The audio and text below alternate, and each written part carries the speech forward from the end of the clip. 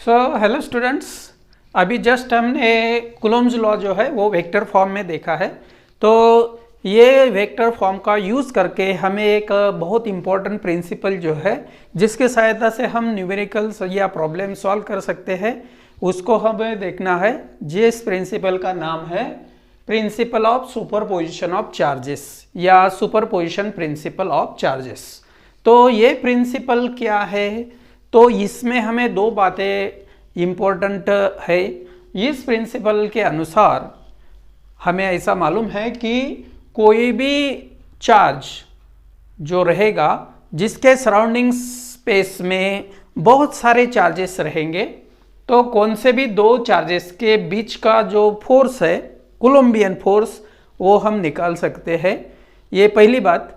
जब हम कौन से भी दो फोर्स के बीच का फोर्स निकालेंगे तब उस मीडियम में जो बाकी के चार्जेस रहेंगे उनका कोई भी इफेक्ट ये दो चार्जेस के बीच में जो फोर्स है उसके ऊपर होने वाला नहीं है। सपोज ये फिगर में मैंने Q1, Q2, Q3 and so on Qn ये नंबर ऑफ चार्जेस यहाँ पे रखे हैं। सपोज ये वैक्यूम मीडियम है, तो इसमें सपोज मुझे ये जो पहला चार्ज है Q1, इसके ऊपर जो अदर चार्जेस है Q2 है, Q3 है और सो ऑन Qn, ये जो चार्जेस है ये फोर्स एक्सर्ट करेंगे। तो Q2 ने Q1 के ऊपर जो फोर्स एक्सर्ट किया है वो मैं निकाल सकता हूं अकॉर्डिंग टू कूलॉम्स लॉ। जब ये फोर्स हम निकालेंगे तब ये जो अदर चार्जेस है इनका कोई भी इफेक्ट ये दोनों चार्जेस के बीच जो फोर्स है इसके ऊपर होने वाला नहीं है। तो जब मैं Q1 के ऊपर सभी चार्जेस ने एक्सर्ट किया हुआ फोर्स मैं निकालूंगा, Q2 ने Q1 पे एक्सर्ट किया हुआ, Q3 ने Q1 पर एक्सर्ट किया हुआ या Qn ने Q1 पर एक्सर्ट किया हुआ फोर्स, तो ये सब फोर्सेस की जब मैं वेक्टर सम करूंगा तब मुझे Q1 फोर्स के ऊपर जो टोटल या नेट फोर्स एक्ट हो रहा है वो मैं निकाल सकता हूं। तो सपोज हमने यहाँ पे Q1 चार्ज लिया, तो अदर चार्जेस जो है इन्होंने जो फोर्स एक्सर्ट किया है ये सभी का अगर मैंने टोटल ले लिया तो वो हो जाएगा Q1 के ऊपर जो नेट फोर्स एक्ट हो रहा है ऑल अदर चार्जेस जो प्रेजेंट है Q1 के बाजू में, तो वो मैं नेट फोर्स निकाल सकता हूं। मैं यहाँ पे Q2 के ऊपर अगर फोर्स निकालना चाहता हूँ तो भी निकाल सकता हूँ। तो Q2 के ऊपर Q1 फोर्स एक्सर्ट करेगा, Q3 फोर्स एक्सर्ट करेगा, Qn ये पे फोर्स एक्सर्ट करेगा और ये प्रिंसिपल के अनुसार हम उसको भी निकाल सकते हैं। तो यहाँ पे हमारा जो प्रिंसिपल है वो हम ऐसा लिख सकते हैं अभी कि when number of charges are interacting. Suppose एक मीडियम में बहुत सारे चार्जेस हमने केप्ट किए हैं, रखे हैं, तो उन सभी चार्जेस में इंटरेक्शन होगी, क्योंकि हमें मालूम है कौन से भी दो चार्ज अगर हमने कुछ दूरी पर रखे तो उनमें फोर्स ऑफ अट्रैक्शन या फोर्स ऑफ रिपल्शन होता है, ये हमें मालूम है, इसको बोलते हैं हम इंटरेक्शन। तो नंबर ऑफ चार्जेस जब हम रखेंगे एक मीडियम में तो वो इंटरेक्ट होंगे। तो कौन से भी एक चार्ज के ऊपर total force on A given charge, आपको Q1 हमने यहाँ पे लिया है, तो Q1 के ऊपर जो टोटल फोर्स एक्ट होगा वो कितना होगा? It is the vector sum of the forces exerted on it, that means Q1 due to all other charges. तो Q1 के ऊपर ऑल अदर चार्जेस ने जो फोर्स एक्सर्ट किया है वो रहेगा हमारा सभी का जो वेक्टर सम आएगा, उसी को बोलेंगे हम total force exerted on charge Q1। वैसे हम कौन सा भी चार्ज सिलेक्ट कर सकते हैं हमारे पर्पस के लिए। यहाँ पे हमने Q1 पे एक्सर्ट किया हुआ फोर्स यहाँ पे हमें निकालना है, तो इसके ऊपर Q1 के ऊपर जो फोर्स एक्सर्ट होगा उसको मैं F1 ऐसा नाम देने वाला हूं, F1 वेक्टर। तो F1 वेक्टर की वैल्यू कौन सी रहेगी कि ये चार्ज ने एक्सर्ट किया हुआ फोर्स प्लस ये चार्ज ने एक्सर्ट किया हुआ फोर्स, तो ये चार्ज ने एक्सर्ट किया हुआ फोर्स। तो मैं ऐसा लिखूंगा अभी F1 जो कि Q1 चार्ज पे एक्सर्ट होने वाला फोर्स है वो मैं लिख सकता हूँ। पहला हमारा Q2 चार्ज है, Q2 ने Q1 के ऊपर जो फोर्स एक्सर्ट किया है उसको हमने F12 ऐसे डिनोट किया, क्योंकि मैंने वेक्टर फॉर्म में बताया है कि जिसके ऊपर फोर्स एक्सर्ट होता है उसका नंबर पहले लेना है आपको, और जो फोर्स एक्सर्ट कर रहा है उसका नंबर बाद में लेना है। तो Q1 के ऊपर जो फोर्स एक्सर्ट कर रहा है Q2, उसको लिखेंगे हम F12। वैसे ही Q3 जो चार्ज है हमारा, ये Q1 चार्ज के ऊपर फोर्स एक्सर्ट करेगा, इसलिए F1 लिखूंगा मैं।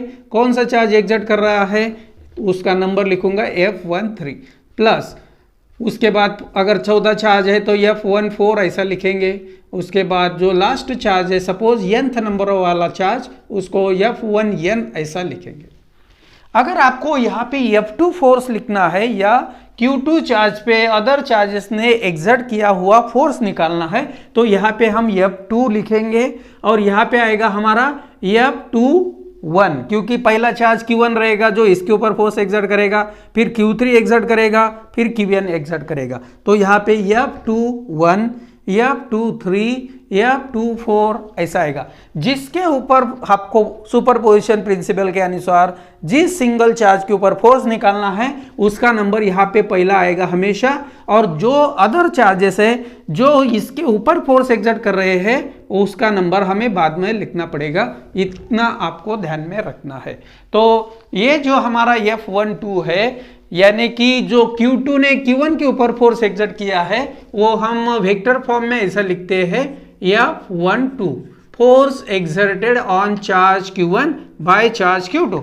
अकॉर्डिंग टू कूलम्ब्स लॉ मैं ऐसा लिखूंगा अभी, K स्मॉल k से मैं डिनोट करूंगा। जो हमारा 1/ε0 है जो कांस्टेंट है, उसको हम बाद में लिख लेंगे। अभी सिर्फ k लिखते हैं जो कांस्टेंट है, Q1 Q2 डिवाइडेड बाय, ये दोनों में जो डिस्टेंस है वो मैंने R12 से दिखाया है। जो Q3 और Q1 में डिस्टेंस है वो R13 से दिखाया है। n नंबर ऑफ चार्ज और Q1 में जो डिस्टेंस है वो R1n से लिखाया है। तो R12 इसका आएगा स्क्वायर, और ये फोर्स की डायरेक्शन मुझे दिख रही है Q2 की तरफ से Q1 की तरफ। Q2 ये हमारा जो चार्ज है यहाँ पे है, इसकी डायरेक्शन ये है, देखो ऐसी। तो इसके लिए मैंने ये यूनिट वेक्टर लिया है।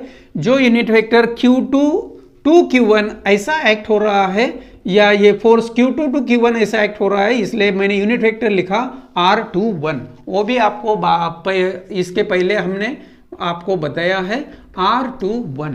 ये हो गया मेरा unit vector which will be directed from second charge to first charge like this, क्योंकि इसी डायरेक्शन में हमारा जो F12 है वो एक्ट हो रहा है। उसके बाद F13 मैं लिख सकता हूं। F13 लिखेंगे ऐसा कि अब यहाँ पे रहेगा Q1 Q3, Q2 के बजाय Q3 लेना पड़ेगा, और दोनों में जो डिस्टेंस हमने डिनोट किया है वो R13 है, उसका स्क्वायर। और ये फोर्स की डायरेक्शन हमने ऐसे दिखाई है, देखो ये F13 की डायरेक्शन है। तो इसके अलॉन्ग हमने ये यूनिट वेक्टर सिलेक्ट किया है जो Q3 की तरफ से Q1 की तरफ एक्ट हो रहा है। तो R31 ये मुझे लिखना पड़ेगा यहाँ पे यूनिट वेक्टर, जो कि ये फोर्स की डायरेक्शन दिखा रहा है। वैसे ही हम nth चार्ज लेंगे अभी, क्योंकि यहाँ पे 10 चार्ज रह सकते हैं, 20 चार्ज रह सकते हैं, 100 चार्ज रह सकते हैं। तो इसको लिखूंगा मैं F1n, जो nth number of the charge है जिसने जो फोर्स एक्सर्ट किया है, इसको हम F1m ऐसा लिखेंगे, और इसको लिखेंगे K, उसकी मैग्नीट्यूड रहेगी K times Q1 Qn upon R1n। ये दोनों में डिस्टेंस हमने लिया है R1n, ये मेरा डिस्टेंस है Qn चार्ज और Q1 चार्ज में, तो उसका स्क्वायर ले लिया। और ये फोर्स डिनोट करने के लिए ये यूनिट वेक्टर हमने लिया है Rn1। nth number of charge की साइड से Q1 की साइड की तरफ जो यूनिट वेक्टर हमने दिखाया है, that shows the direction of F1n like this. So ये F1n की डायरेक्शन है, इसके लिए हमने ये यूनिट वेक्टर लिया है Rn1। तो ये मैंने जो फोर्सेस निकाले हैं, ये मीडियम में जितने चार्ज Q1 के बाजू में प्रेजेंट है उन्होंने एक्सर्ट किया हुआ फोर्स है।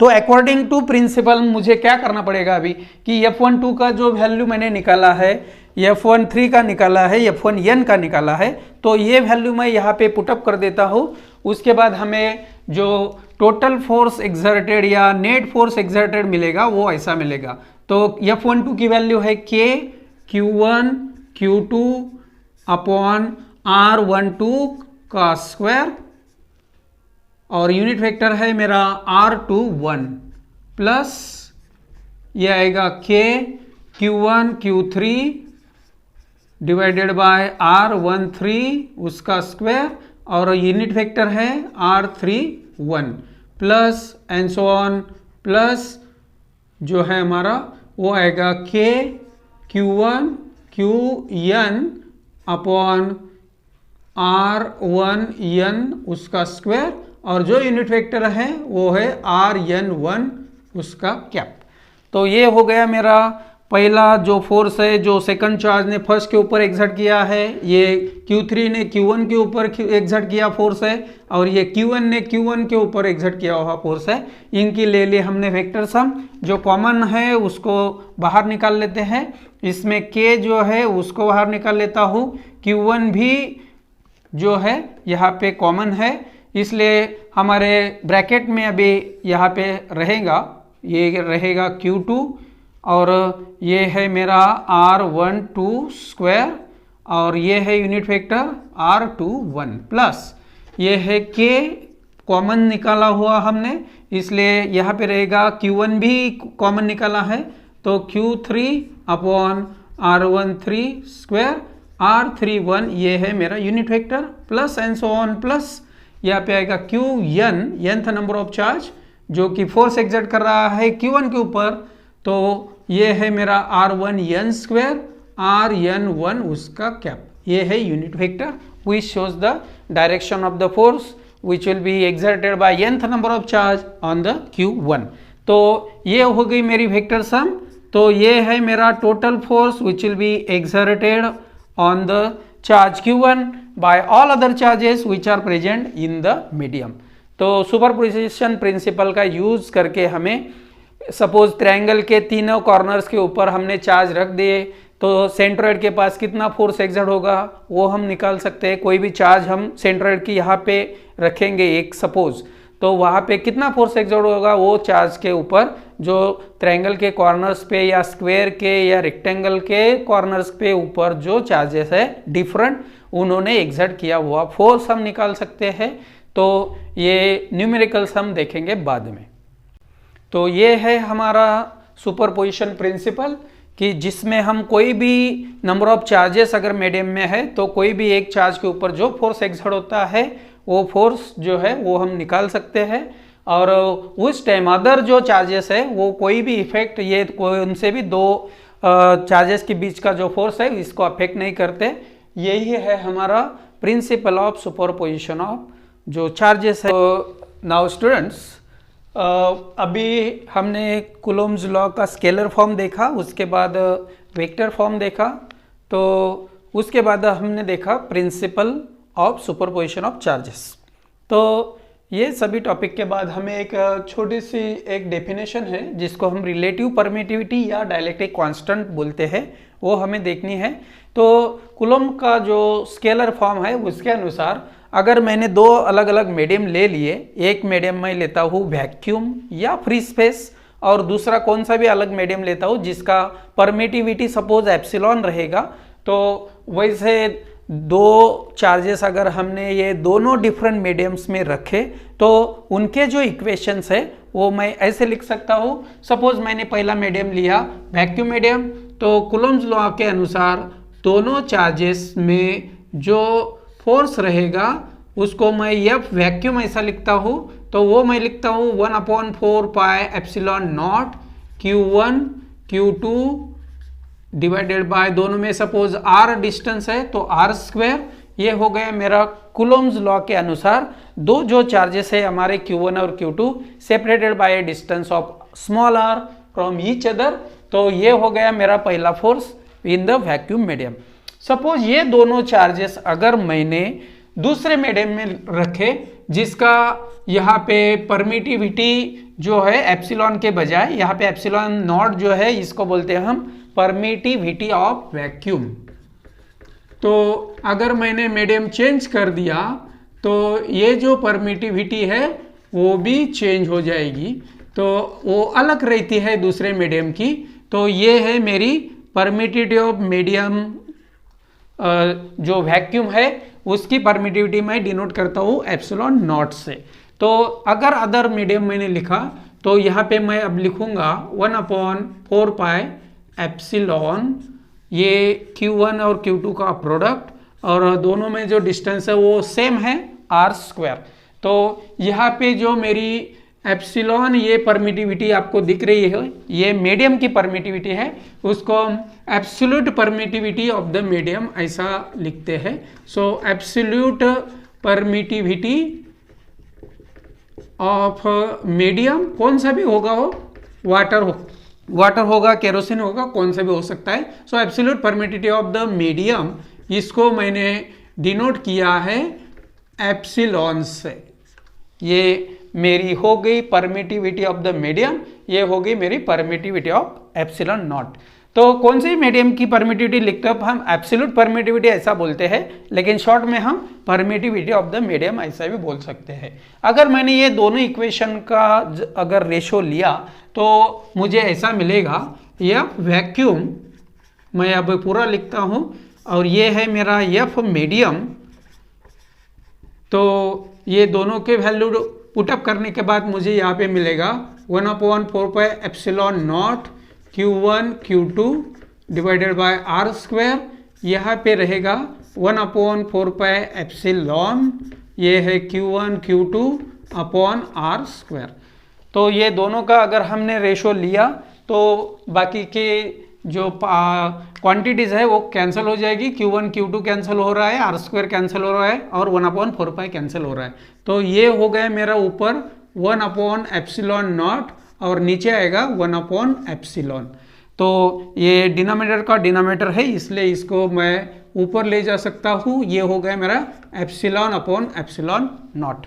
तो ये दोनों फोर्सेस का ये जो रेशियो आया आपका F vacuum divided by F medium, ये जो है ये रेशियो आया मेरा एप्सिलॉन अपॉन एप्सिलॉन नॉट। तो इसको मैं डिनोट करता हूँ एप्सिलॉन आर से, जिसको हम रिलेटिव परमिटिविटी बोलते हैं, या उसका नाम है दूसरा रिलेटिव परमिटिविटी, या उसको मैं के से भी डिनोट करता हूँ। स्मॉल के मुझे लेना है अभी, ये है मेरा के स्मॉल, जिसको हम डाइलेक्ट्रिक कांस्टेंट ऐसा ही बोलते हैं।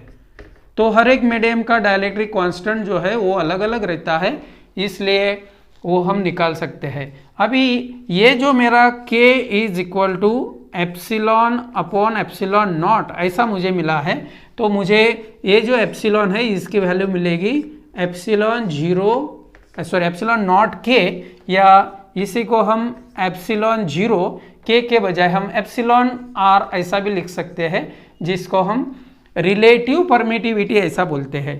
तो तीन चीज यहाँ पे आपको दिख रही है, एक है एप्सिलॉन, दूसरा है एप्सिलॉन नॉट, और तीसरा है एप्सिलॉन जो r है o। तो ये है आपकी कोई भी मीडियम की परमिटिविटी, ये है वैक्यूम मीडियम की परमिटिविटी, और ये है रिलेटिव परमिटिविटी, जो कि ये दोनों परमिटिविटी ऑफ वैक्यूम और परमिटिविटी ऑफ द मीडियम इसका रेशियो रहती है। तो ये हो गया मेरा के या रिलेटिव परमिटिविटी। जो हमारा डाइलेक्ट्रिक कांस्टेंट है वो हमें स्मॉल लेना है, क्योंकि कैपिटल के हमने जो कांस्टेंट ऑफ प्रोपोर्शनैलिटी लिया है कूलम्ब्स लॉ में, उसके लिए हमने डिनोट किया है। तो ये जो है इसके यूज करके यहाँ पे अगर मैंने ये एप्सिलॉन की वैल्यू एप्सिलॉन 0 के इस एक्सप्रेशन में डाल दी, तो मेरा एक्सप्रेशन मीडियम के लिए ऐसा हो जाएगा। तो F medium is equal to 1/4 pi epsilon naught के ऐसा हो जाएगा, क्योंकि एप्सिलॉन की जो वैल्यू है ये वैल्यू मैं एप्सिलॉन 0 के ऐसे लिख सकता हूँ, ये हो गया मेरा Q1, ये हो गया Q2 divided by are square. तो ये मीडियम के लिए है। तो ये जो हमारा वैक्यूम मीडियम है इसके लिए K की वैल्यू 1 रहती है, इसलिए अगर यहाँ पे मैंने K की वैल्यू 1 डाल दी तो मुझे ये एक्सप्रेशन मिलने वाला है जो हमने वैक्यूम मीडियम के लिखा है। देखो ये यहाँ पे मैंने K की वैल्यू 1 डाल दी तो 1/4 pi epsilon naught Q1 Q2 upon R square, ये हो गया मेरा वैक्यूम मीडियम के लिए जो दो चार्जेस का फोर्स है वो। अगर मीडियम मैंने यहाँ पे लिया सपोज वाटर, तो वाटर के लिए ये परमिटिविटी जो है हमारी रिलेटिव परमिटिविटी जिसकी वैल्यू रहती है 80। तो अगर मैंने इस मीडियम के लिए वाटर मीडियम के लिए K की वैल्यू 80 रख दी तो मुझे ऐसा इक्वेशन मिलेगा। देखो F vacuum upon F water, ये अगर मैंने लिया और इसी तरह से अगर रेशो लिया तो F वैक्यूम आ जाएगा आपका 1/एप्सिलॉन नॉट, इसकी वैल्यू है 1, ऐसा लिखूंगा मैं। उसके बाद यहाँ पे मैं लिख सकता हूँ 1/80 इंटू एप्सिलॉन नॉट, ऐसा लिखना पड़ेगा क्योंकि K की वैल्यू 80 है वाटर के लिए। तो ये हो गया मेरा F vacuum upon F water की वैल्यू, ये जो 80 है वो ऊपर चले जाएंगे और बाकी का कैंसिल हो जाएगा।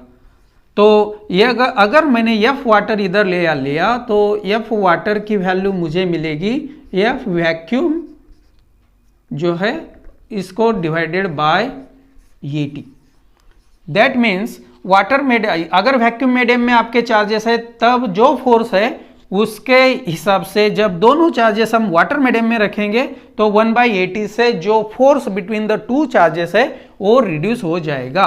तो यहाँ से एक कॉमन कंक्लूजन हम निकाल सकते हैं कि अगर आपका कौन सा भी मीडियम है तो उस मीडियम का अगर डायलेक्ट्रिक कांस्टेंट K है तो आपका जो F वैक्यूम है इसको वो 1/K टाइम से रिड्यूस कर देगा। तो कौन सा भी मीडियम का अगर आपको मीडियम जो डायलेक्ट्रिक कांस्टेंट है अगर मालूम है तो 1/K times into F vacuum वो रहेगा, F फ्री स्पेस वो रहेगा। तो ये एक छोटा सा पार्ट था हमारा रिलेटिव परमिटिविटी का, जिसको हम डायलेक्ट्रिक कांस्टेंट भी बोलते हैं। ये रिलेशन आपको अच्छी तरह से ध्यान में रखना है, जिसको हम रिलेटिव परमिटिविटी एप्सिलॉन R से डिनोट करते हैं, एप्सिलॉन 0/एप्सिलॉन, या उसको डायलेक्ट्रिक कांस्टेंट K भी बोलते हैं। यहाँ पे हमें ये रिलेशन इंपॉर्टेंट है, इसके पहले मैंने यहाँ पे एप्सिलॉन नॉट लिखा था वो रॉन्ग है, ये ऐसा लिखना चाहिए था। तो एप्सिलॉन नॉट ये हमारा रिलेशन तैयार हो गया। तो ये रिलेशन हमारे लिए बहुत इंपॉर्टेंट है। ये रिलेशन का यूज करके हमें डायलेक्ट्रिक कांस्टेंट या रिलेटिव परमिटिविटी के इसके दो डेफिनेशन तैयार होते हुए दिखाई देंगे। रिलेटिव परमिटिविटी या dielectric constant is the ratio of permittivity of the medium to the permittivity of the vacuum, ऐसा हम लिख सकते हैं। या दूसरे भाषा में हम ऐसा बोलते हैं कि हमारा जो डायलेक्ट्रिक कांस्टेंट है it is the ratio of force between the two charges when they are kept in the vacuum medium. दोनों में जो फोर्स है वैक्यूम मीडियम में डिवाइडेड बाय वो दोनों चार्जेस जब हम कौन से भी दूसरे मीडियम में रखेंगे तो उनके दरमियान जो फोर्स है ये दोनों का रेशो रहेगा। सो ये कौन सा फोर्स है? Force between the two charges when they are place in vacuum. और ये कौन सा फोर्स है? Force between the same two charges when they are separated by a small r distance and when both the charges are placed in the medium। तो ऐसे हमें दो definition यहाँ से रिलेटिव परमिटिविटी या डायलेक्ट्रिक कांस्टेंट के मिल रही है। तो ये टॉपिक जो है ये भी बहुत इंपॉर्टेंट है, ये हमें प्रॉब्लम सॉल्विंग के लिए बहुत इंपॉर्टेंट है। ये जो हमारा कौन सा भी मीडियम में अगर हम मीडियम चेंज करते हैं वैक्यूम के बजाय तो उस टाइम जो हमारा force between the two charges है वो कितना अफेक्ट होता है, वो 1/K टाइम्स या 1 डायलेक्ट्रिक कांस्टेंट इतना टाइम्स यहाँ पे हमें रिड्यूस होता हुआ दिखाई देता है। दैट मीन्स दो चार्जेस में जो फोर्स है वो हमेशा ज़्यादा रहेगा या मैक्सिमम रहेगा जब हमारा जो मीडियम है वो वैक्यूम रहेगा। तो आज बस इतना ही। Thank you.